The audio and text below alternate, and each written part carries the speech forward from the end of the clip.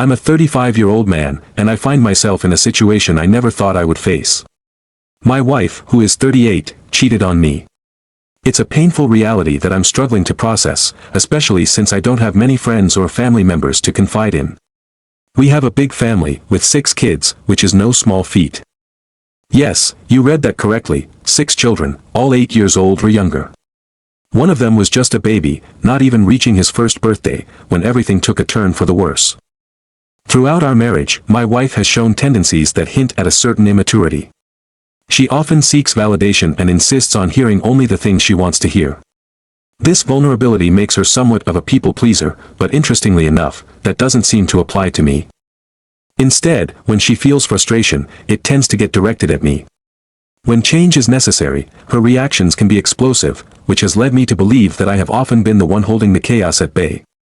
I've realized that, unlike her sisters, one of whom is a twin and the other is older, my stabilizing presence has kept her life from spiraling into disarray. This isn't meant to be a harsh critique, rather, it's a reflection on the patterns I've observed over the years. They share many characteristics, those siblings, and it's apparent that this behavior is a familial trait.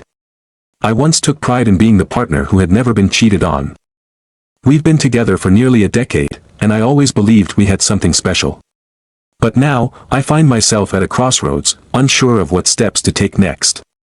The trouble began when she returned to work. Initially, it was manageable. She worked a morning shift from 4 a.m. to 11:30 a.m., allowing us to avoid daycare costs since I would head to work after she got home. But things changed, and her job at Starbucks became a source of tension. Over time, her attitude shifted. She started speaking poorly of me to anyone who would listen. I'll be the first to admit that I am not perfect. We've had our share of arguments, but her behavior went beyond typical marital strife. Her accusations were harsh. She would scream that she hated me, claim I wasn't satisfying her, and hurl insults related to the same recurring issues. A significant problem was her reckless spending habits.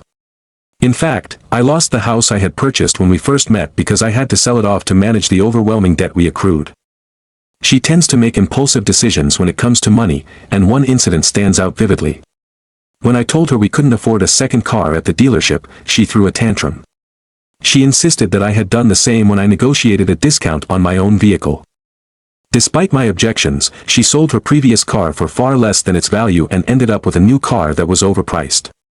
This left us with a staggering monthly payment of $1,855 for a car that, in my opinion, was decent but not luxurious, specifically, the top model of the Mazda CX-9. This is just a snapshot of her many financial missteps. Anytime I attempted to communicate my needs or asked her to treat me with respect, it triggered intense outbursts. She would accuse me of calling her a bad wife, and I often left feeling as though I had become the villain in our story. The outbursts were not just a simple disagreement, they were hysterical fits that seemed to stem from my suggestions for improvement. I repeatedly told her to listen, but her response would often be mocking. She claimed she would listen but believed nothing would change. I found myself clarifying what I meant by change, only to be met with silence. I had to make it clear that I anticipated some pushback, which I was fine with, as long as it led to progress. Yet, her idea of change seemed to mean never having to acknowledge anything that required adjustment in her behavior. It was disheartening when she started making comments like, "I wish I had cheated on you," and, "Thank God I'm not pregnant with another one of your kids." These statements hit hard, especially considering how unusual it was for her to express relief about her menstrual cycle, which had come early for her, something that was out of the ordinary. At this point, it became evident to me that she was already involved with someone else and was actively seeking out other men. In total, she messaged 9 different guys, all relatively young, mostly in their early to mid-20s and lacking solid career prospects. She seemed to view them as weak, using the term feeble frequently. Among those men was one named Ricardo, with whom she felt a connection. In a surprising twist, he even suggested a submissive role with me if she were to continue seeing him. However, my wife later realized that Ricardo lacked strength of character and chose to end things with him just before I uncovered the full extent of her betrayal. She referred to it as friend-zoning him. It all began with a man from her workplace, but when that relationship ended, she began searching for more emotional fulfillment. This led to her reaching out to various guys on Snapchat, some of whom she met in person, further complicating our already tumultuous situation. During their initial encounter amidst all the turmoil, she developed a certain closeness with one individual. As my wife began to take on additional hours at work, I found myself stepping up to take nearly full responsibility for the kids. She was going out 3 times each week, leaving me to manage everything at home. One day, particularly etched in my memory, was February 11th. On that occasion, while she was out on a date, she ignited a conflict between us. I can still vividly recall the details of that evening. It was a turning point for me. I reached a point where I felt compelled to express my frustration and told her that I needed access to her phone. If she refused, I would have no choice but to file for divorce. The way she instigated that argument made it painfully obvious that she had already mentally checked out of our relationship during that date. During the conversation, she called me to ask when I would return home. I realized I had left a bit late for my workout and was feeling apologetic, so I offered to skip it to ensure I wasn't late. Instead of appreciating my gesture, she responded nonchalantly, insisting that I should go ahead, but then guilt-tripped me by saying she didn't want to hear me complain about it later. I felt frustrated and replied that I could make my own decisions. My intention was not to accuse her but rather to understand why she was provoking me. In response, she hung up, angrily stating that I was embarrassing her in front of her friend. Since I couldn't hear the friend she was with, I called her back to clarify what was happening. She was irate, answering with indignation, "How dare you embarrass me in front of my friend? I'm canceling our date." After that heated exchange, I managed to make it to the gym, where she attempted to once again guilt-trip me, saying that I might as well drive to our date drunk and die. At that moment, I reminded her that we had talked at 4:40, and now it was 5:15. I pointed out that she had already started drinking before expressing her concern about my safety. It was evident she was not being truthful, and I pressed her again, asking, "What's really going on?" After that, she vanished for an entire day, only to return at 11 at night. There was a nagging suspicion that she might have been with Tori, a colleague, bad-mouthing me. I stumbled upon their Snapchat messages, which were alarmingly aligned with the timeline of her unexplained absence. The arguments did not cease after that February incident, rather, they escalated. This date marked a pivotal moment when I felt necessary to insist on seeing her phone, making it clear that our relationship could not continue without transparency. Little did I know, I had yet to uncover the full truth. My wife had a hidden photo app disguised as a calculator, which went unnoticed by me. The text messages we exchanged appeared innocent enough at first.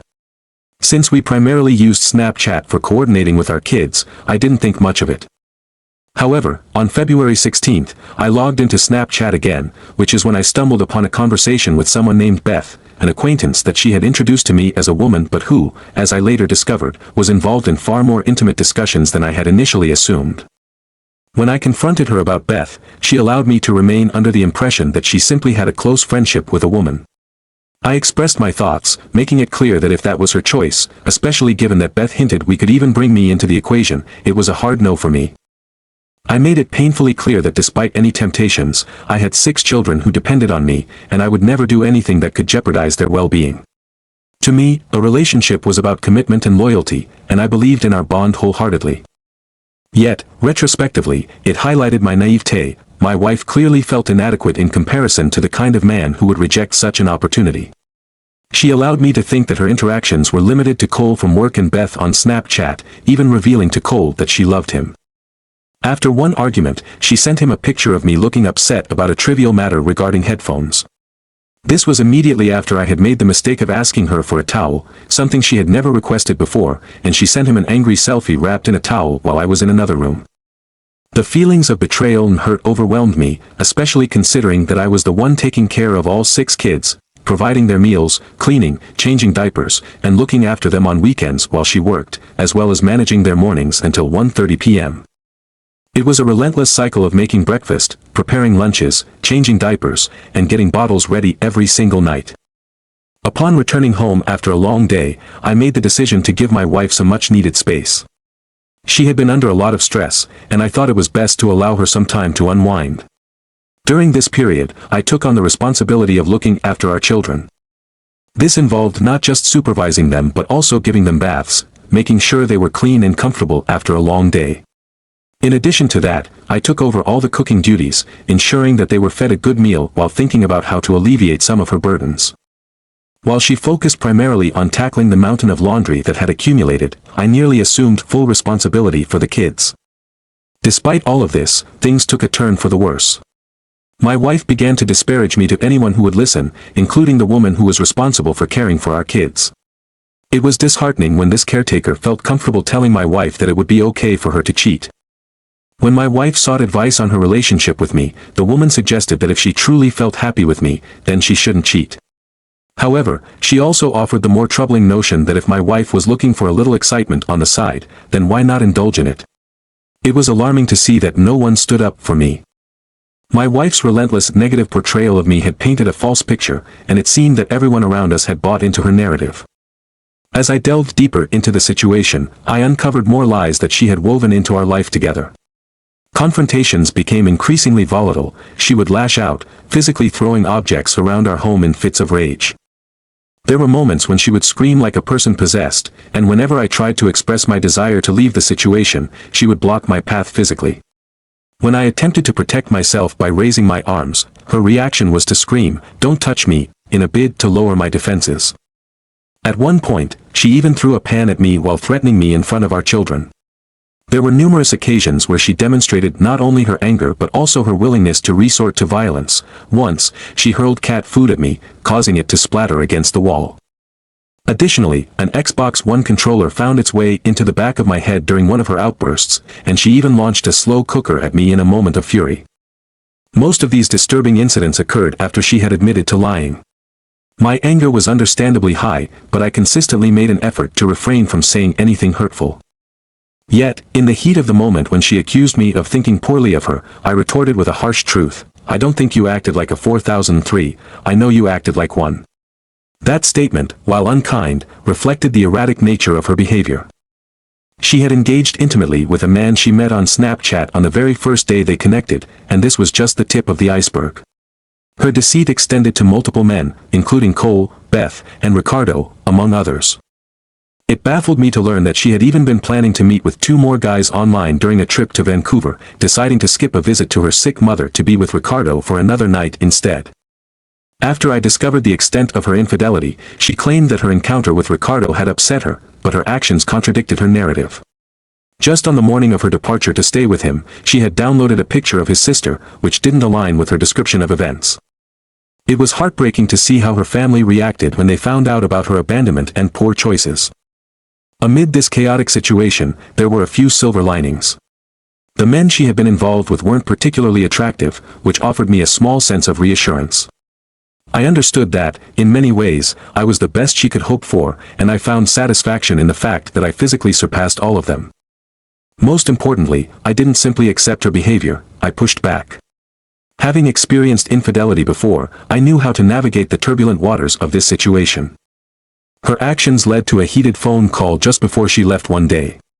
She called me, crying, lamenting about how I couldn't possibly understand the pain she felt from losing someone she cared about. At that moment, I realized that she was referring to Cole, the man she had been involved with. Instead of giving in to her emotional provocation, I held my ground and maintained silence until finally breaking my silence with a sobering reality check. I told her, "Are you listening to yourself? You think I don't understand what it's like to lose someone? You've got it all backwards. I'm not here begging you to stay. In fact, every fiber of my being is telling me to let you go." She hung up after that, perhaps not fully comprehending the gravity of what I was saying. Prior to this, she had been vocal about wanting to leave me for Cole. I wasn't entirely sure what my next move would be, but I wanted to buy myself some time to think it through. She couldn't see that I was merely trying to regain control of my situation. Instead of spending the night visiting her mother as she had initially planned, she ended up at a hotel with Ricardo. This revelation came to me later, adding another layer of betrayal to my already complicated feelings. Initially, my wife seemed to struggle with accepting the reality of the situation. It felt as though she had forgotten the very foundations of our relationship, the history that defined us, and the struggles we had faced together since the beginning. We began dating in the aftermath of my own heartbreak. I had been unfaithfully treated in a previous relationship, and the woman I was with back then believed I was just bluffing when I expressed my dissatisfaction.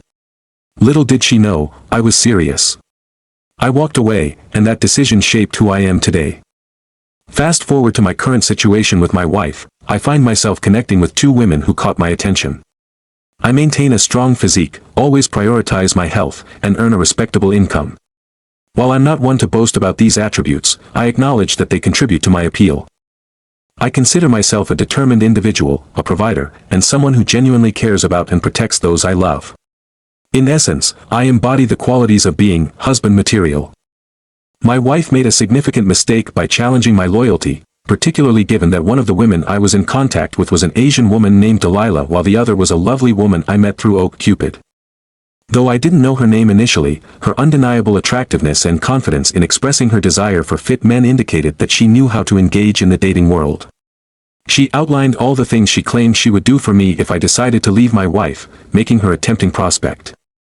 My wife struggled to cope with this situation.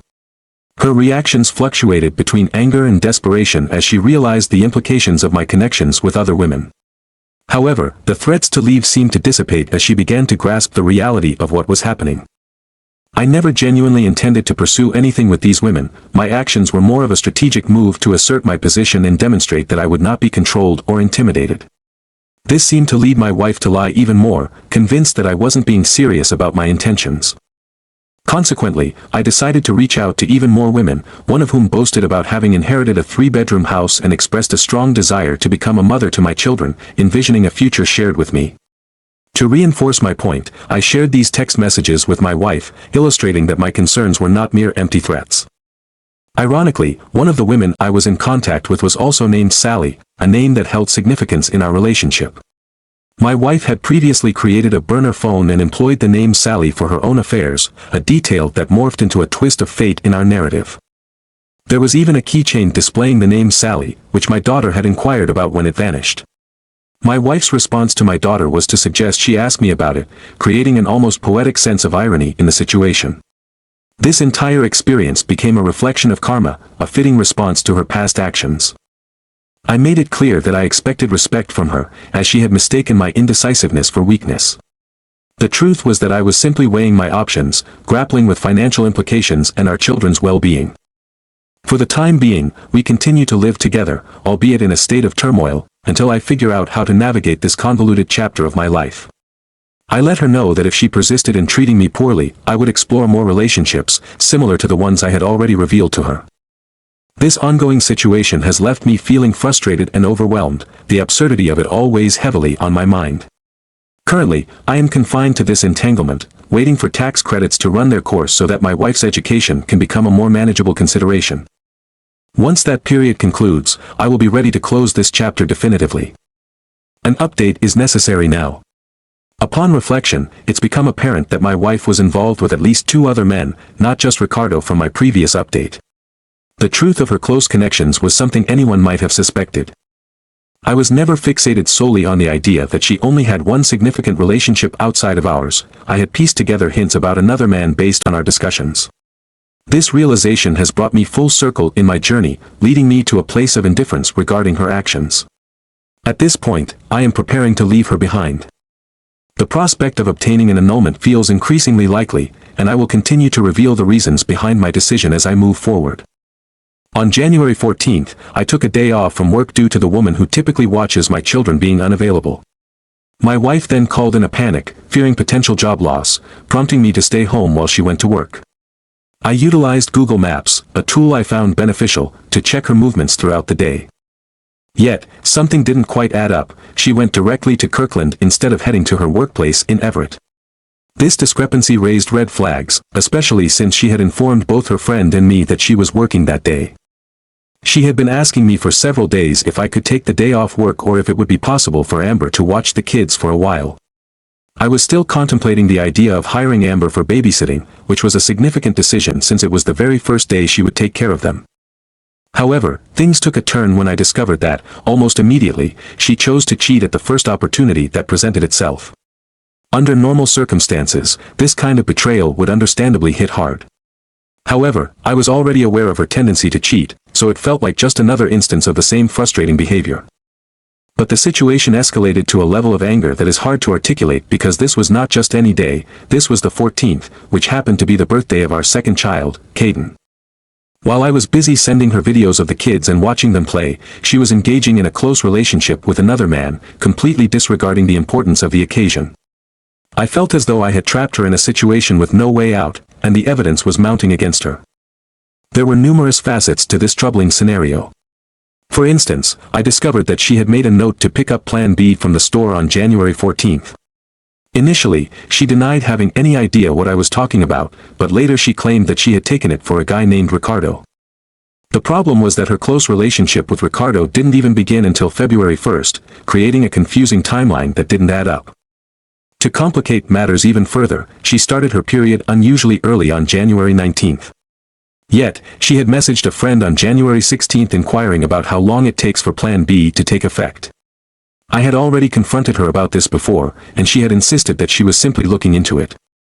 When I pressed her further, she finally admitted that the medication was for Ricardo, the only guy she claimed to be seeing. But the timeline I laid out, along with the questionable circumstances surrounding the Plan B, was not coherent. When I mentioned that she had spent 4 hours with him, it seemed pointless for her to continue lying. Eventually, she broke down, displaying the kind of fake remorse typical of someone caught in a lie, particularly when they realize you might be serious about walking away from the relationship. In a moment of desperation, she exclaimed that I could have a close relationship with a coworker named Lily, who had also been cheated on and apparently had a free pass.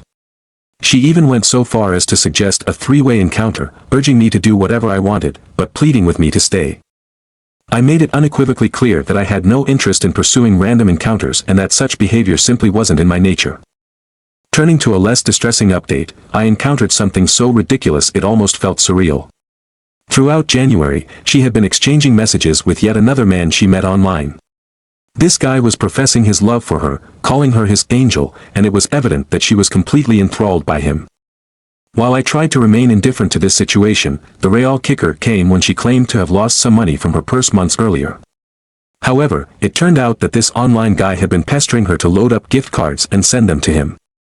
In a shocking display of poor judgment, she went ahead and sent him hundreds of dollars worth of gift cards, all to someone who could barely communicate in English, a classic catfish scenario. But the most astonishing part of this entire ordeal came when I noticed a man sending her a message out of the blue on February 16th, asking how she was and mentioning how long it had been since they last saw each other. The significance of this date was not lost on me. February 16th was the day I first uncovered the extent of her affairs, although I had yet to grasp the complete picture. The timing of this message was uncanny, occurring during the very same time frame as a heated argument we were having that morning about her infidelity. He had suddenly decided to message her precisely at a moment when I was confronting her about her lies. To narrow it down, we had been arguing for a few hours before she left for work, and this man reached out at the exact time. Statistically speaking, the odds of him contacting her during that specific 2-hour window, out of the 3,650 days in a decade, were incredibly slim. If you calculate it, that translates to a 1 in 43,800 chance. It seemed almost impossible that after being absent for nearly a decade, he would choose this particular moment to reach out. Yet, this was human nature, full of intricacies and complexities. Each moment carries weight, and in this twisted narrative, the alignment of circumstances felt almost surreal. I delayed responding to a message from a guy until the July 4th weekend this year. My primary goal was to get a clearer picture of when he last saw my wife. Here's where things take a surprising turn. He openly shared his strong dislike for how her ex treated her, naming him during our conversation. This revelation was crucial for me because he was my wife's last ex before I came into the picture. Additionally, he expressed a sense of relief that he had avoided getting involved with her while she was still in a relationship with Christian. This detail pointed to a troubling reality. My wife had been unfaithful to even more men than she had confessed to me, indicating a pattern of dishonesty in her behavior. This interaction provided me with the first solid piece of evidence that could help me pursue an annulment. I made sure to save this conversation in the church records. If a partner lies about their true identity to the extent that it misleads someone regarding the nature of their marriage, and such deception would have influenced their decision to marry, it qualifies as grounds for fraud. This would mean the marriage could be deemed invalid and potentially annulled. I had already uncovered one lie about her first boyfriend, Alex. However, since he was her first relationship, she could argue that it was an isolated incident stemming from youthful naivete, contending that it wasn't indicative of a larger pattern of deceit. But this new information about her last ex, who had been involved with her just before I came along, showed a continuation of infidelity. Such a pattern highlighted her attempts to conceal her deceitful behavior. Armed with this evidence, I felt I had a solid case for annulment, and while this realization offered me some comfort, the story didn't end there. The conversation took another unexpected turn when he asked about where she went after their last intimate encounter since he hadn't heard from her again. Curious about the timeline, especially since my relationship with Christian occurred in the summer and my courtship with my wife started in the fall, I pressed on for details. Initially, I hadn't even considered the possibility of overlap in relationships. I asked him when he thought they had last been intimate, assuming the role of an investigator rather than her husband. His response was somewhat vague. He indicated he wasn't sure but thought their last moment together was when coats just became a thing, referencing a seasonal change. I asked for further clarification, suggesting it might have been in the fall. At that time, I refrained from labeling my interactions with her as dating, knowing she was quite eager to secure my affection. She had even offered me a three-way with her twin, which I found unusual, but I formally recognized our relationship as dating on November 19th. This decision followed months of her attempts to persuade me to commit to her, assuring me of her loyalty. It felt more like a prelude to dating, and she had insisted we were exclusive. Thus, when this guy mentioned their last intimate encounter, I couldn't help but think that Rebecca had successfully kept her infidelity under wraps. Still wanting to dig deeper, I asked him whether their last encounter was as late as November. His response was surprisingly straightforward. Yes, he started feeling anxious around that time. Before I could even pose my next question, he volunteered a bombshell that caught me completely off guard. So, I might have a daughter. This statement struck me profoundly, especially given that my first child, Zoe, had been born 2 weeks early. Her original due date was August 2, 2012, which coincided with my birthday, but she made her entrance into the world on July 18, 2012, my mother's birthday. Given my wife's menstrual cycle, it became clear that Zoe was likely conceived around November 9, which fell early in our relationship. I challenged the guy further, asking him what led him to believe he could be the father. He explained that a mutual friend, someone who was also an acquaintance of my wife, had informed him about her pregnancy about a month after their intimate encounter. This timeline aligned disturbingly well with Zoe's due date and conception date, and I recalled precisely when everyone found out about my wife's pregnancy, December 11th. The gaps were beginning to close in on me. He mentioned that he briefly considered the possibility of being the father but acknowledged that men often hesitate to admit such thoughts. This entire exchange highlighted a pattern of deceit in my wife's past, revealing more layers of betrayal than I had previously suspected. Each new piece of information added complexity to the situation, forcing me to reconsider everything I thought I knew about her and our relationship. Their mutual friend raised a suggestion that has since lingered heavily in my mind, the possibility that he might not be the biological father. This notion has led me to reconsider everything, resulting in the unsettling realization that my firstborn daughter, Zoe, may not actually be my daughter. This situation represents a scenario worse than I could have ever anticipated. If she truly isn't mine, the implications are profound. Zoe has had an immeasurable impact on my life. She is the embodiment of a bond that I have cherished from the moment she entered the world. While I have connections with all of my children, the relationship I share with Zoe is unlike any other. She was the first person who opened my heart to the true essence of love, especially significant given the emotional wounds I carried from my past. From an early age, Zoe exhibited a remarkable ability to communicate, a testament to the connection we forged together. Our interactions encouraged her speech development. I have records of her speaking at such an early age, all attributed to the relentless encouragement and engagement we shared. During a particularly challenging period of my life, especially following the loss of my father, Zoe became my refuge, the light in my otherwise dim world. It is difficult for anyone to comprehend the depth of my love for all my children, but Zoe was the catalyst, the beginning of that love, and she holds a unique place in my heart. Zoe has 5 siblings, and the unsettling thought has crossed my mind, what if they too are not mine? The potential for separating Zoe from her siblings, should she need to spend time with this possible biological father, is a heartbreaking consideration. Furthermore, if it turns out that Zoe is not my biological daughter, I have learned that I could potentially pursue an annulment. The conditions for annulment include the concealment of different fathers from children, which could serve as a viable reason for annulment in my case. The term fraud encompasses a broad spectrum and is not narrowly defined. It falls on the tribunal to determine whether there was a significant misrepresentation that influenced my decision to marry. The aspect of misrepresentation concerning children is explicitly referenced in the annulment grounds and could provide a means to dissolve the marriage under specific circumstances, essentially offering a path out of the marriage in this tragic situation. As I grapple with this distressing reality, there is a small silver lining. I have arranged for a paternity test for Zoe, which I sent out yesterday on July 6th, requesting expedited results. I have also planned to conduct similar tests for my other children. For the sake of the annulment, it is vital that the concealment of such information occurred prior to our marriage, a condition that applies to 3 of my children. While I recognize that there are various reasons for pursuing these tests, my primary concern remains connected to the potential annulment. On another note, I have become aware that daycare services may see an expansion, possibly through extended childcare tax credits or subsidies under the current administration, which is a consideration I've actively mapped into my exit strategy. Despite the troubling news, there are some positive aspects, and as I navigate through these revelations, I find myself processing everything at a rapid pace. This whirlwind of emotions has catalyzed a transformation within me, pushing me to confront these challenges head-on.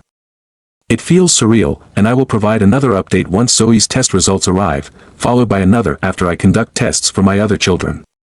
In a recent development, I discovered that my wife possesses a second phone, and today, unexpectedly, my daughter managed to access it. My wife claimed she stumbled upon the phone in a parking lot, only to swiftly take it back and assert that she had thrown it away. When I attempted to inspect it, she forcefully reclaimed it, leaving me to question her actions. In front of the kids, she maintained that she had discarded the phone. After retrieving it, she casually stepped outside to chat with my friend while we were picking up our children, displaying a nonchalant demeanor as if nothing significant had transpired. It was a calculated move on her part, a strategic effort to silence me in public.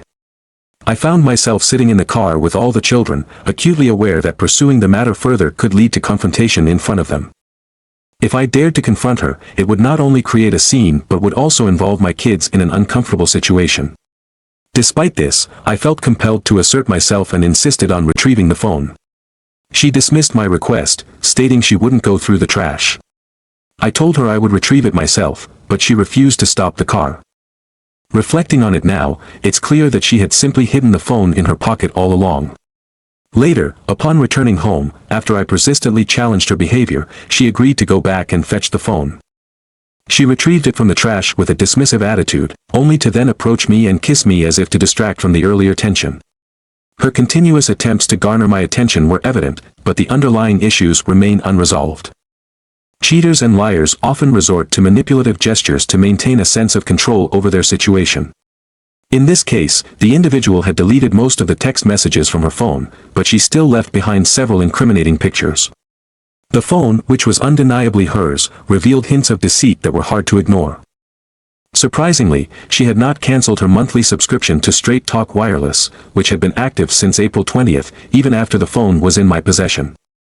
Despite the evidence, she continued to deny ownership of the device, seemingly confident that she had erased all traces of her wrongdoing. It appeared she overlooked some photos that captured her at a location outside of our home. When I casually mentioned having seen those pictures, her curiosity was piqued. She asked which images I was referring to, indicating a keen interest in understanding just how much I truly knew about her actions. In an effort to deflect the conversation, she brought up Amy from work and Colin, a known figure within their social circles but not someone she was romantically involved with. This led me to question why she felt the need to keep these names from me, further solidifying my belief that she was not being truthful. Throughout our interactions, she exhibited a volatile temperament, losing her composure multiple times.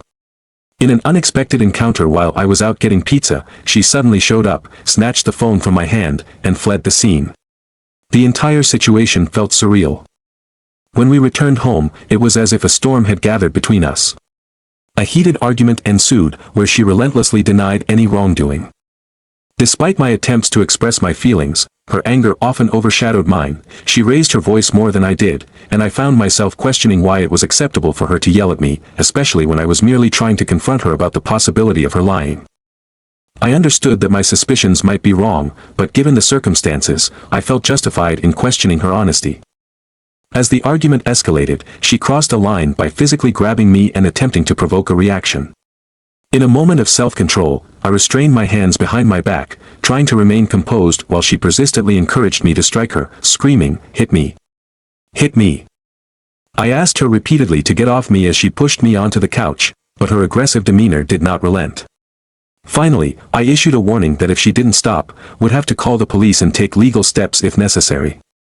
In an act of manipulation, she shouted towards the door, "Help! Help. My husband is going to harm me. Attempting to create a scene that would paint me as the aggressor. The situation took an unexpected turn when she decided to call the police herself, claiming she merely wanted advice while fully aware of the game she was playing. When they arrived, it seemed to take an eternity, and before they got there, she called me, asking me not to reveal the truth about her actions, promising that in return, she wouldn't disclose mine. I stood firm in my resolve, stating clearly that I would not lie, I would tell the truth. When the police arrived, the atmosphere appeared deceptively normal. One officer engaged me in conversation while the other spoke with my wife. The officer who was addressing her remarked that he usually didn't respond to calls merely for advice but would provide her with some information. As they prepared to leave, my discussion with the officer unexpectedly unraveled more details. My wife, thinking they were about to depart, casually took out the trash when, to her shock, they approached her and escorted her to the police car. I witnessed her expression shift from relief to a dawning realization of dread as she comprehended that the officers were coming for her. The scene turned frantic as my two older daughters became visibly distressed, nearly having panic attacks, and they pleaded with the police to reach out to me. I learned that she was being taken to jail, but in the chaos, I didn't catch all the specifics. The entire situation was incredibly confusing. My wife had attempted to call my bluff regarding the police but ended up getting herself into deeper trouble by contacting them. I had already warned her in advance about the potential consequences, but her audacity led her to believe I wouldn't act. I did, and now her arrest would forever be marked on her criminal record. This was not a situation I wanted. My concern extended beyond her actions. I was deeply worried about the impact this would have on our children. The thought of a divided family weighed heavily on me. For anyone suggesting the immediate removal of their mother, the truth is far more complex. Even in scenarios involving violence, the emotional turmoil that my children would face, especially at their age, would likely lead to them blaming me, resulting in years of conflict and distress. While some studies may promote the idea that children are better off without their mother, I view such claims as pseudoscience. This is not a matter of opinion, it is backed by the realities of familial dynamics that I have observed. My brother, who specializes in the field, has recognized the significant flaws in monitoring a child's well-being. It is simply not advisable, regardless of external opinions, to arrest their mother and remove her from custody in most situations. In situations involving minor altercations, legal action can often feel disproportionately harsh, especially when no severe threat is posed to anyone involved, particularly children.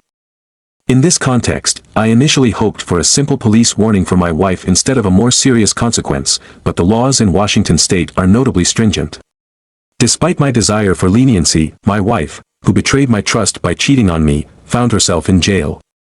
The emotional toll this has taken on our children is heartbreaking, leaving them more distressed than I have ever witnessed.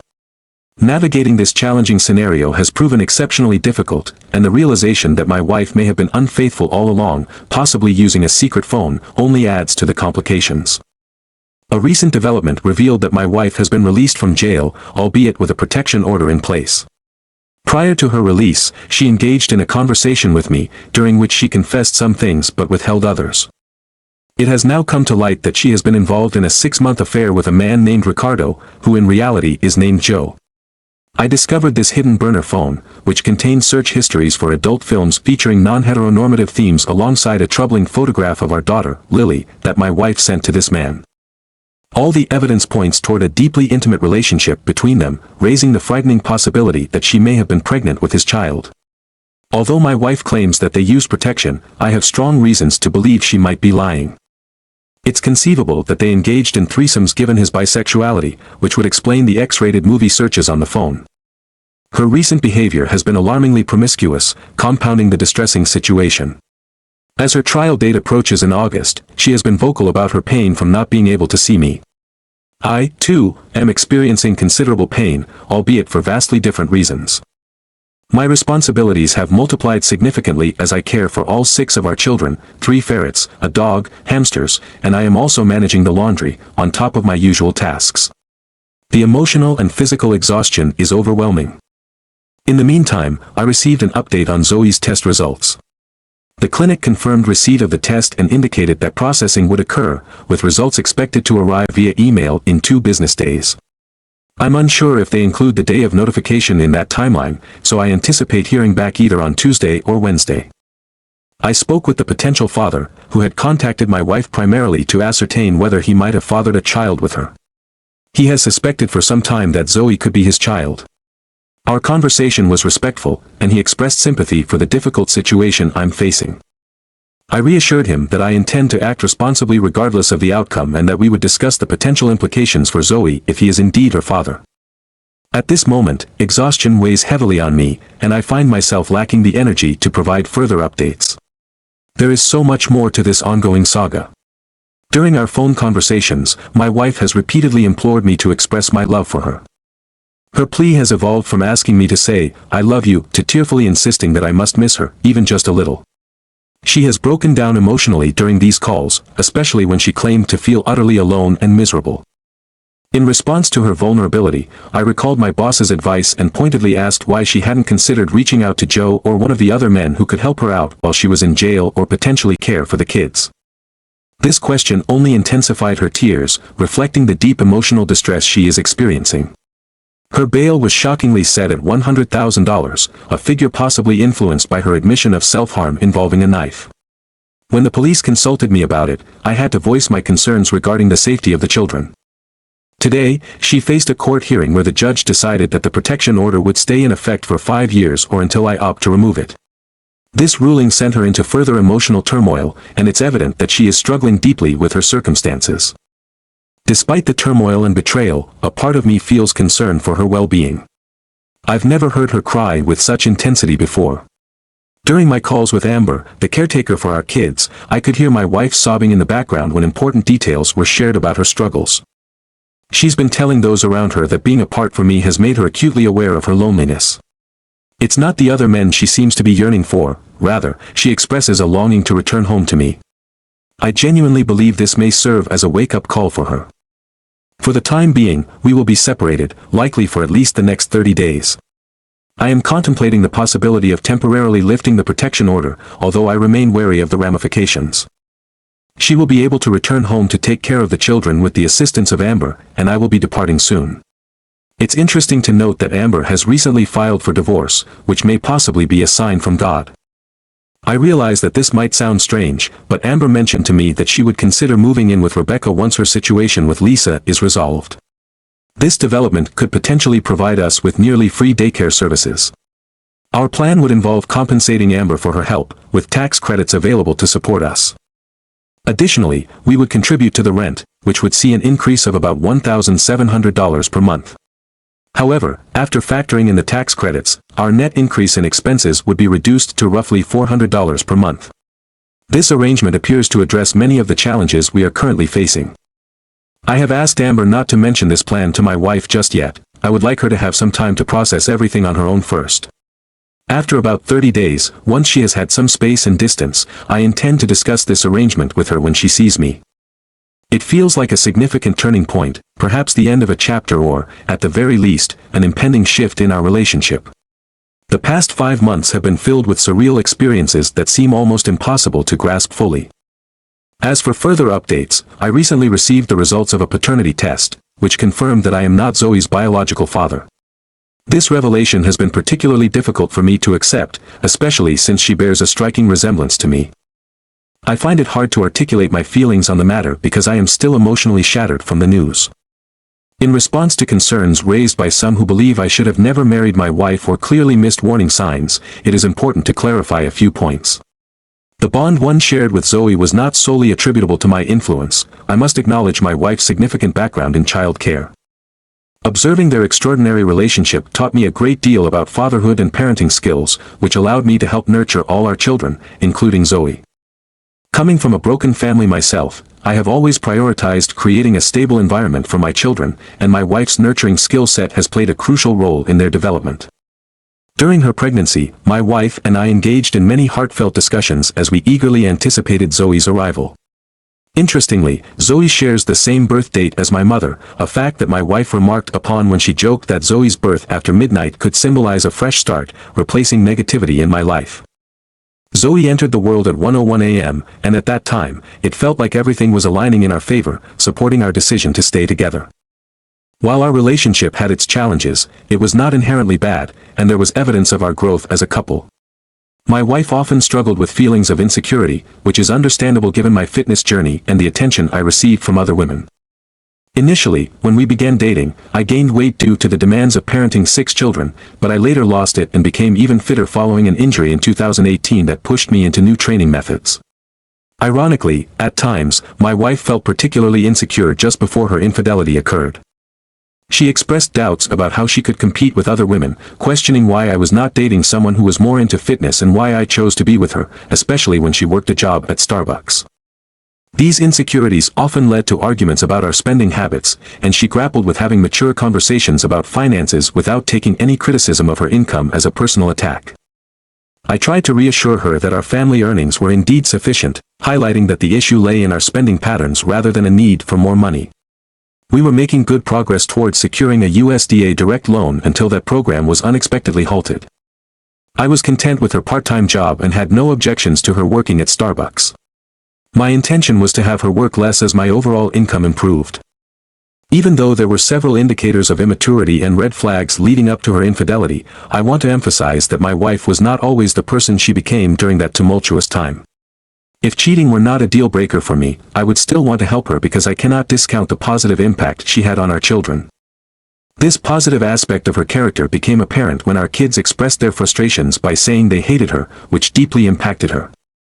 During the time when she was unfaithful, she treated us poorly by frequently leaving the house, and afterward, her mistreatment seemed to be directed more towards the kids, which understandably led to their growing resentment.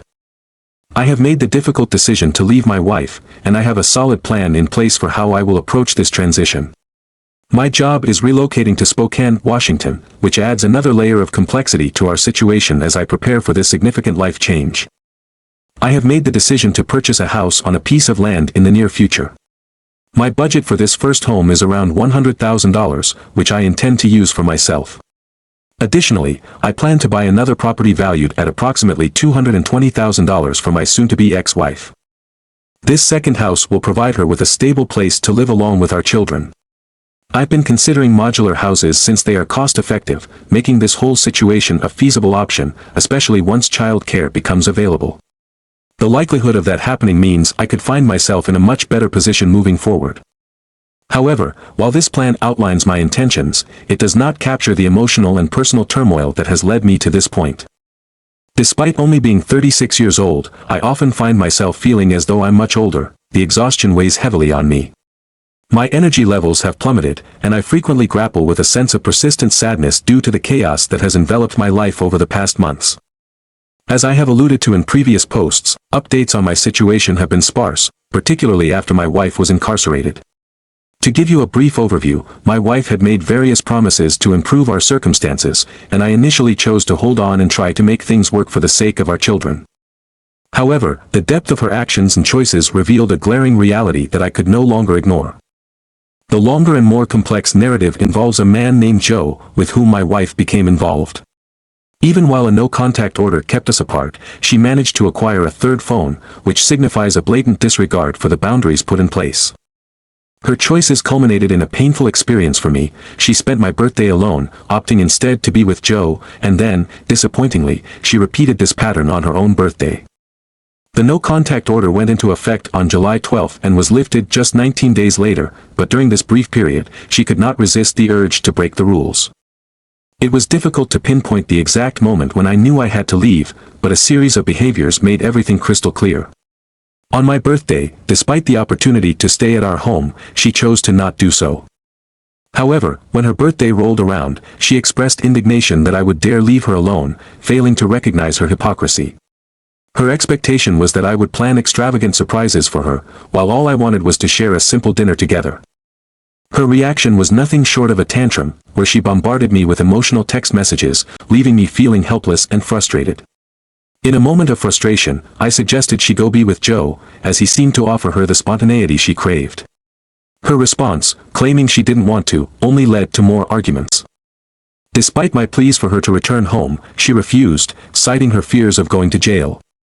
She eventually assured me that she had gone back to a friend's house and insisted that we could start counseling immediately the next day, promising she wouldn't see Joe again. However, her actions quickly contradicted her words, as she continued to meet with him. The context of her actions speaks volumes about her priorities and how she viewed our family. The emotional toll intensified with each text exchange, where she thanked me for making her birthday special after completely disregarding mine.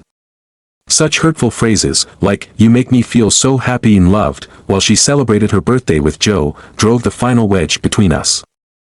On January 13th, Joe reached out to me and shared various texts that provided insight into their communication. The discovery that my wife had kept the third phone until January was disheartening, illustrating the depth of deceit that existed in our relationship. After speaking with Joe, it became clear that he initially held a negative view of me, but as he understood the situation more fully, his perspective began to shift. He revealed that she had deceived him as well, perpetuating a cycle of lies that affected not only us but also our children. Although it appears they ceased their physical relationship in September and their intimate interactions had ended in August, the emotional bond lingered until January, as she expressed love and a desire to be with him. She claimed that her continued communication was driven by a fear of being alone should I decide to leave, which I can understand, but it does not excuse her actions. The culmination of her betrayal, paired with her prior chances to rectify her behavior, helped me realize that I could no longer remain in a toxic environment. Her refusal to acknowledge the emotional damage inflicted upon our daughter Zoe, claiming that I did not want her and questioning her parentage, was particularly damaging and fueled my decision to separate for the sake of my children and my own well-being. The situation presents a complex array of emotions and concerns, primarily revolving around the well-being of a child who constantly seeks validation of her worth, often at the expense of her own safety and the safety of others. This behavior not only raises red flags but also contributes significantly to my growing dislike for her. I have come to realize that she poses a potential risk to my children, which is a troubling acknowledgement. Despite her objections whenever I express this sentiment, I firmly believe that her ability to parent effectively is deeply flawed. In the past, I highlighted several factors that made me reluctant to leave her, including alarming statistics related to physical offenses involving children and the destabilizing effects of separated families on graduation rates.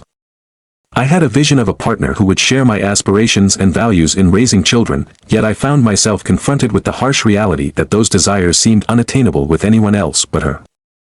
This created a sense of entrapment in my current situation. The thought of starting over was daunting, particularly considering financial constraints and concerns about maintaining a stable family structure.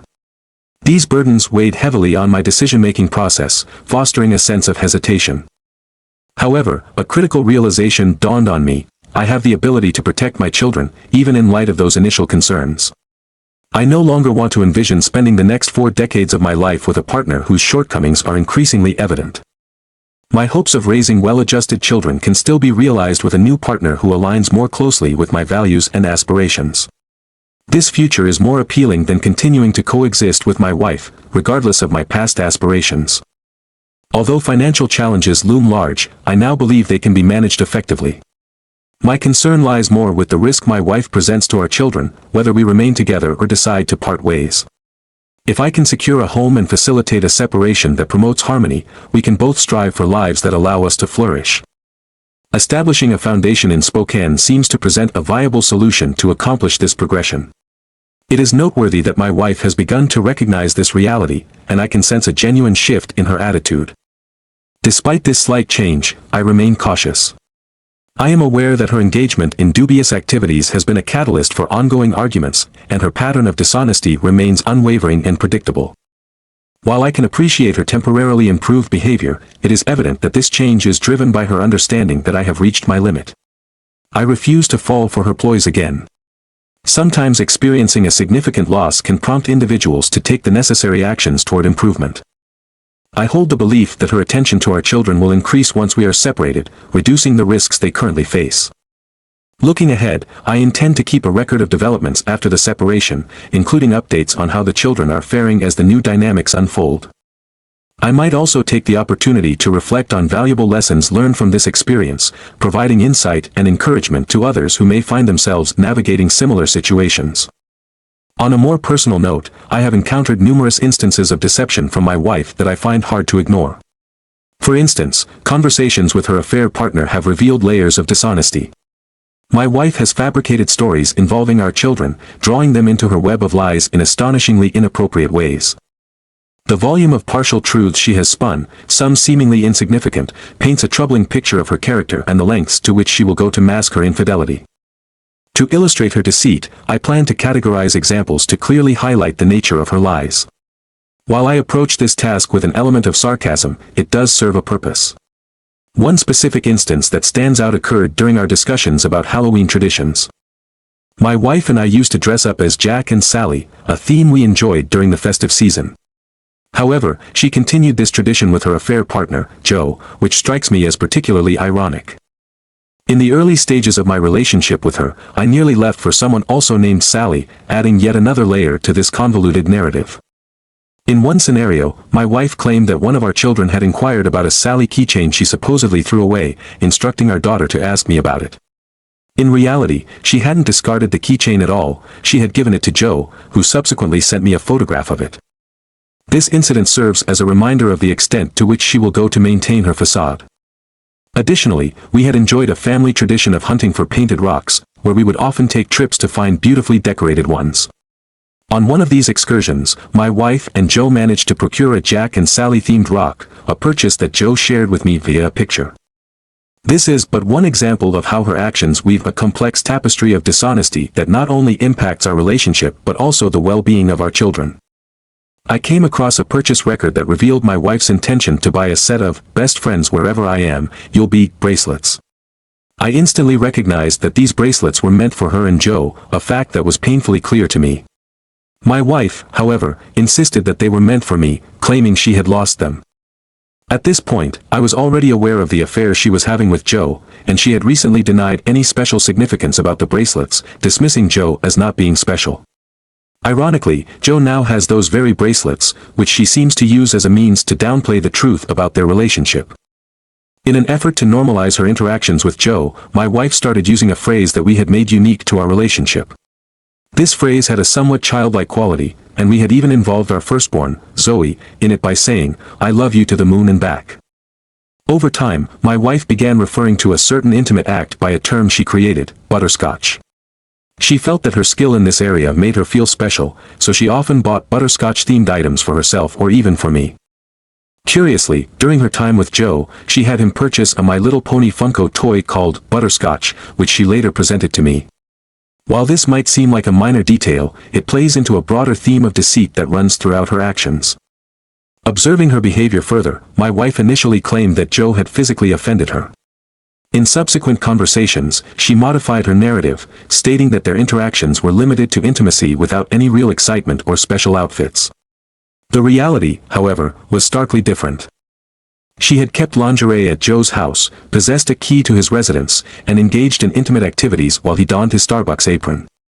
Despite the mounting evidence, she continues to insist that Joe was the one responsible for their encounters. It is important to note that she visited Joe's house on the very day she was released from jail.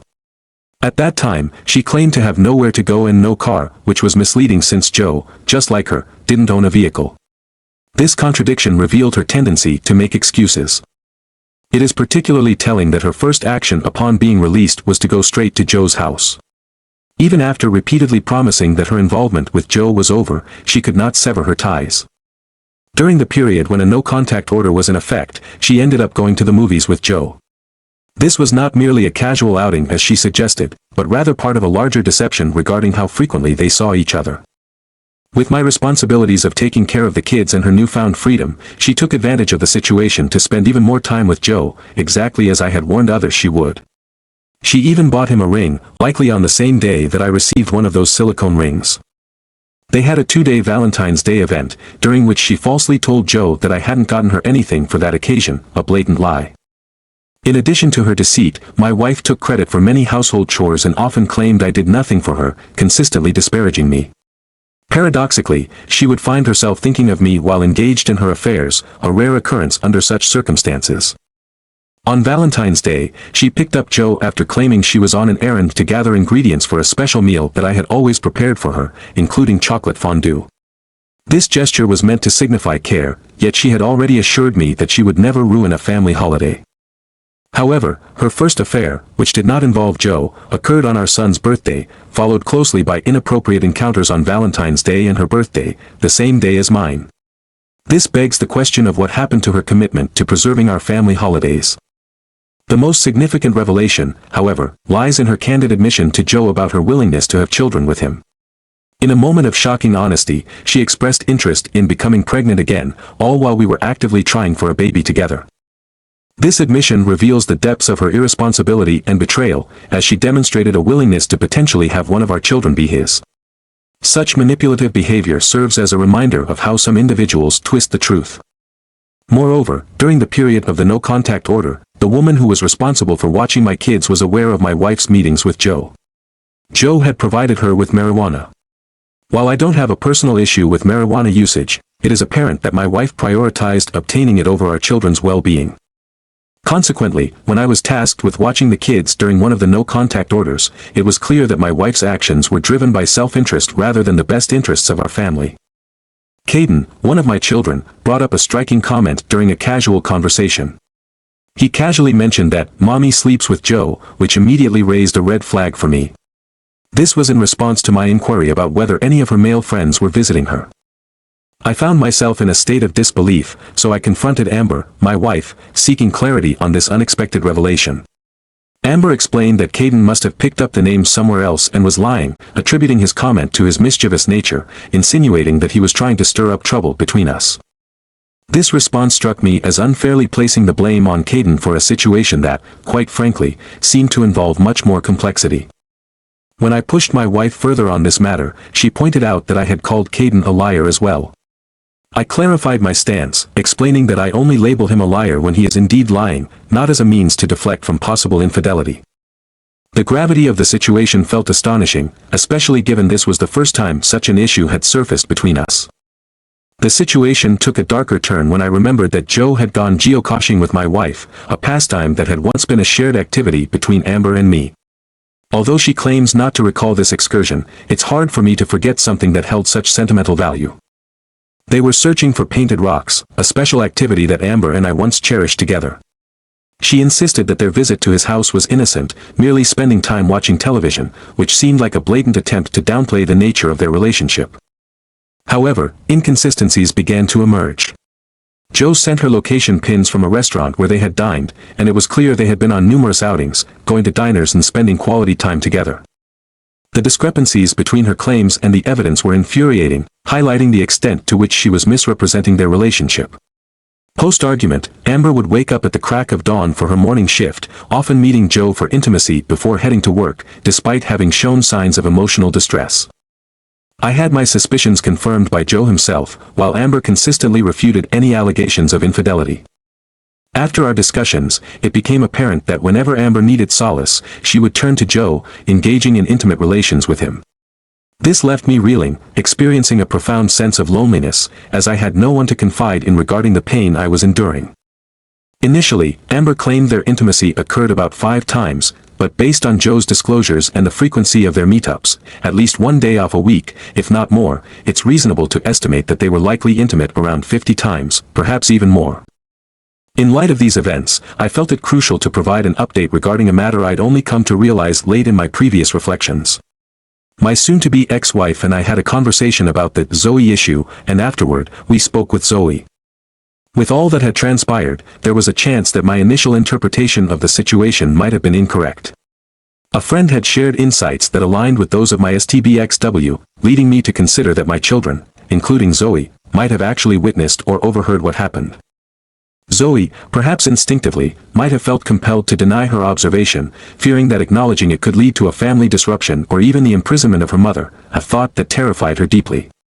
It seemed clear that she was not told to lie outright. Instead, my wife genuinely expressed remorse about the situation and appeared to feel devastated, particularly since Zoe usually excels in all situations. Amber acknowledged that she might have caused Zoe to feel undue pressure in this chaotic scenario. During our conversation, we assured Zoe that we understood the immense pressure she felt to maintain family unity and that she shouldn't burden herself with guilt over this matter. At least in this instance, my STBXW showed reasonableness, and I believe she was being truthful.